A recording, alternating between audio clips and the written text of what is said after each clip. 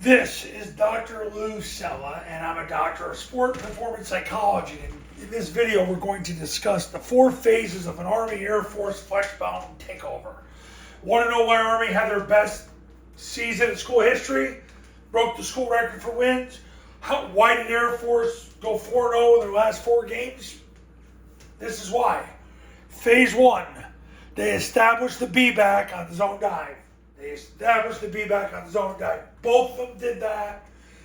That was their number 1 play. They established the B-back first. And I made a video on this not long ago. You've got to do that. You can't try to establish the quarterback or the A-back or the receivers. You've got to do it in a sequential order with the B-back first. Now, Air Force, the last 4 games, they ran trap 7-8 times a game. When you run zone dive, and if the C-gap player is taking the quarterback, that's where you want to run trap. You want to run trap. You trap the first player from a 2 technique out because the mic is sitting in trying to take the B back. And then what will happen is he misfits. He gets ear holed by the guard of the tackle, and then it pops right through. So phase 1, establish the B back. You do it with zone dive. You can't do it with trap. Phase 2, you establish the quarterback on follow and midline triple option. The Army made a living on follow in 2024. Their answer when the C-gap player took the quarterback was to run follow, because then that player would misfit on the quarterback and the quarterback would run up inside of that. Midline triple option obviously is why we're here. The triple option is ultimately how you establish the quarterback, is you want to run midline triple option. When the C-gap player takes the B back, that's what you call midline triple option. So that's phase 2.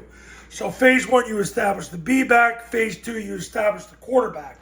Now, years ago, what Paul Johnson used to do with the inside veer is he wanted you to get so good at running inside veer that it would open up the B back, and then the defense would have to play it differently. Then it would open up the quarterback, and then the defense would have to play it differently. Then it would open up the pitch. And then eventually you'd get so good that they would just take the dive key to the B-back and the pitch key to the quarterback, and you just pitch it every play, and that's what you want.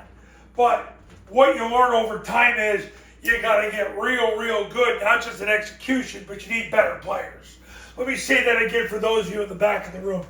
If you want to try to establish all 3 phases on inside veer, you needed better players. That's why the evolution of the offense with the zone dive, the triple team, with the follow tagged off the zone dive and the midline triple option, when you only run it when the C-gap player is taking the B back, when he's taking the dive, that's made the offense a whole lot easier to run, and you don't need as good of players. So that's phase 2.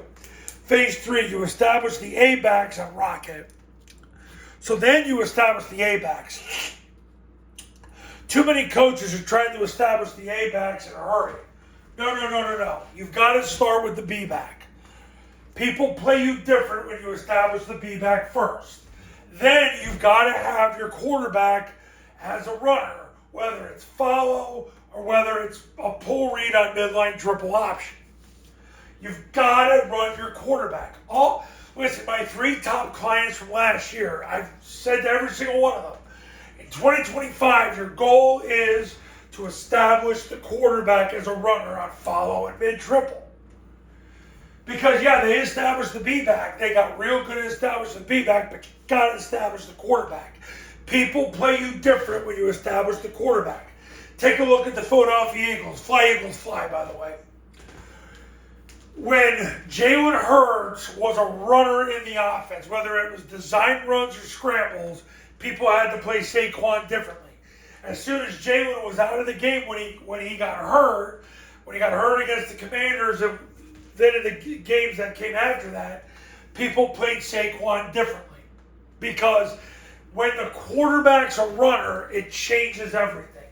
Because if people play man coverage, the quarterback runs right past the people in coverage because they're too worried about covering a certain guy, and the quarterback runs past them. The quarterback as a runner changes the game. It's not about how fast he is. It's about, are you willing to run him? And when you have design runs like follow, mid-triple, it changes everything. So you got to run your quarterback. You got to grow a pair and run your quarterback.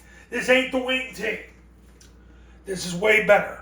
But your A-backs, yeah, when they blitz, you toss it. That's how you establish your A-backs. And on mid-triple, get so good with them, scare them to death with the B and the Q that they make you pitch on mid-triple, because that's what you want anyway. I've said in videos in the past, I did studies with the Citadel, I've done studies with clients. Every time the Citadel pitched the ball in 2015 on triple, they averaged a first down. One of my testimonial clients, I actually was with him several days this week, he went from 2-28 to 26-6 after he became my client. Every time he pitched the ball in triple option, he'd average 22 yards per play. You want to pitch the ball in mid-triple. Rock and toss, when they blitz, you toss it. But you got to establish the B first, then the Q, then the A. That's the point of the video. Then you establish phase 4, you establish the receivers. That's when switch, vert, and boot come into play. If they give you a post safety, a single high safety, middle of the field safety, you want to throw vert. If they don't, you want to throw switch and boot. That's how you get the offense going. You want to take over a game and do it the Army Air Force way. This is how they do it. They establish the B back first, then the quarterback, then the A backs, then the receivers. And these are the concepts they use. Zone dive, mid-triple, toss, vert, switch, and boot. They use vert against the post safety, switch and boot where there is no post safety. You can throw vert if there is no post safety either. It works fine. So, but that's the mindset you have to have when you run the Flexbone triple option offense. If you want to take over the game, B back first, then quarterback, then A backs, then receivers. And look, there's games where Air Force has been in games where zone dive keeps getting 4 yards. They just run it. They'll run it 40 times. They did that against UNLV a couple of years ago. 39 times in one game. Hey, look, if you get so good at this, you're not going to need to get to phases 2, 3, and 4. Most of the time you will, and then you go B back first, then quarterback. Don't try to go B back and then try to establish the A back. Now, if they're blitzing a ton, well, then you don't have a choice, but you better get yards on rock and toss to beat the blitz. So, but I'll be honest with you. If you establish the quarterback, and he doesn't have to be this like phenomenal athlete, if you're willing to have the nuts to run your quarterback, watch what happens to your offense. People have to play you different. That's why the Eagles won the Super Bowl. I watch every single Eagles game, guys. I was an Eagles season ticket holder for 4 years, believe me. I spent time watching the Eagles.